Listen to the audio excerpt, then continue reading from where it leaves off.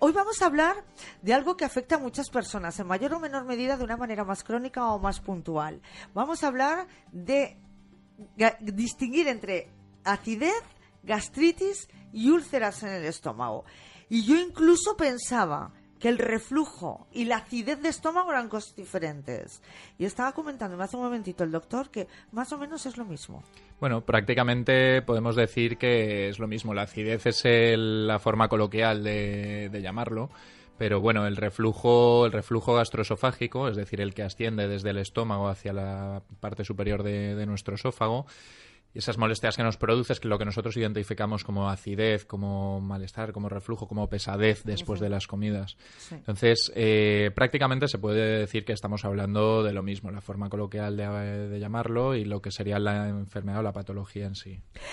Antes de entrar en materia concreta, creo que Jaime siempre nos aporta unos datos interesantes. Sí, adelante. Venía a insistir en que eran sinónimos, ¿no? Un 30% de los españoles sufre acidez, ardor de estómago o pirosis, que prácticamente es lo mismo, ¿no? Sí. Y un 16% de la población española sufre la enfermedad por reflujo, pero esto se da sobre todo en personas entre 40 y 50 años. En esa franja de edad, en esos 10 años, una década concreta. Afecta principalmente entre los 40 y 50 años y se es considerada como una enfermedad crónica, ¿no?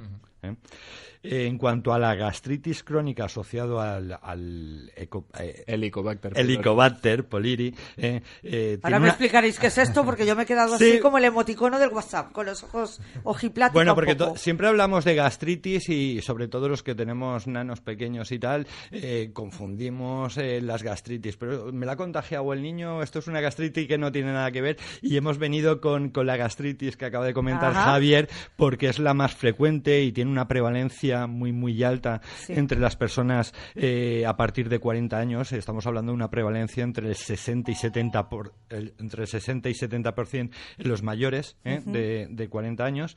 Y luego, en cuanto a las úlceras de estómago, pues también decir que es una enfermedad muy frecuente, que entre un 15 y un 25% de la población española en algún momento de su vida va a tener una úlcera de estómago, que a mí me ha parecido un dato realmente asombroso. Pero también tenemos que tener en cuenta que cada vez que vemos un medicamento anunciado en la televisión nos avisan siempre de si tiene úlcera gastroduodenal, consulte a su farmacéutico, tal. Es verdad. Entonces, pues supongo que será una enfermedad muy frecuente, ¿no? Muy frecuente y con alguna predisposición genética a padecerla, doctor.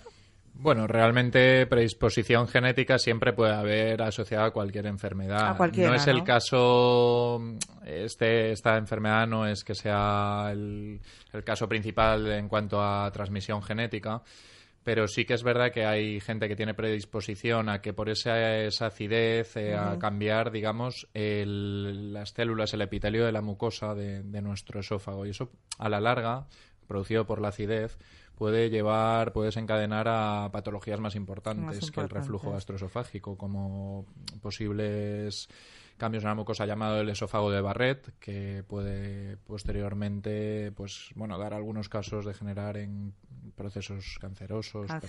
Y más complicados. Pero bueno, estos ya son casos más en los que hay una evolución muy cronificada de acidez, de reflujo gastroesofágico y que produce, como digo, una alteración en la mucosa de nuestro esófago. Del esófago, ¿no? Es que siempre hemos oído aquello de el abuelo tenía úlcera y yo ya tengo molestias y seguramente también voy a tener como el abuelo, ¿no? Vivimos en un país en el que nos gusta comer y beber muy bien y además mucho, quiero decir. Nos gusta, tenemos una cultura socialmente muy ligada a lo que es la cultura gastronómica, nos gusta mucho comer con vino y eso está muy bien y es muy sano, pero a veces tenemos tendencia a pasarnos.